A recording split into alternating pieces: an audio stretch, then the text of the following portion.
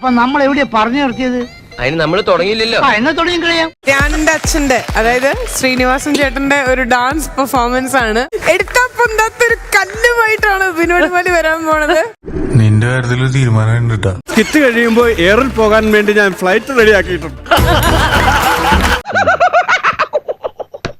ഒരു തരി ചോരയില്ലല്ലോ. ഇല്ല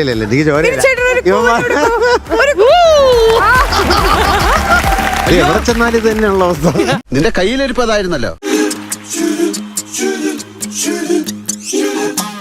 അമ്മാമേ അമ്മാമേ അമ്മാമേ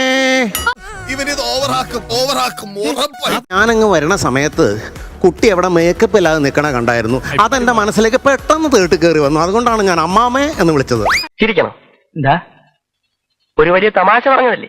ചിരിക്കണമെങ്കിൽ ചിരിക്കാം. ഇയാളെ കണ്ടിട്ട് ഈ നാടിനെ പറ്റിയ ആളാന്നേ തോന്നുന്നില്ല. നിങ്ങളെ കണ്ടിട്ട് ഈ ഫ്ലോറിനെ പറ്റിയ ആളാന്ന് എനിക്ക്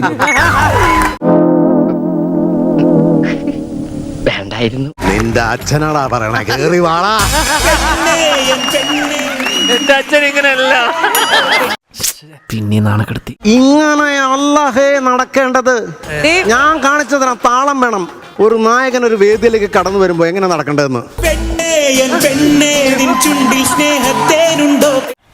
ആഞ്ജനേയ സ്വാമി. ഇത് നമ്മള് ക്രിസ്മസിന് വന്നപ്പോൾ ഇത് ചെയ്തായിരുന്നു. കഴിഞ്ഞ എപ്പിസോഡിൽ മറന്നു പോയല്ലേ? അതിനെങ്ങനെ പ്രായമായില്ലേ? അതൊക്കെ ഓർമ്മ ഉണ്ട്. എന്റെ ജീവിതത്തിൽ ഞാൻ ഇങ്ങനെ ചമ്മിട്ടില്ല. എന്തോ അല്ല എന്റെ അമ്മായി നമ്മുടെ മുമ്പിൽ ഒഴിച്ചു. എന്നെ തൊഴിൽ പോയില്ലേ? ഇപ്പോഴാണ് എനിക്ക് എന്റെ അച്ഛന്റെ വില മനസ്സിലാവും.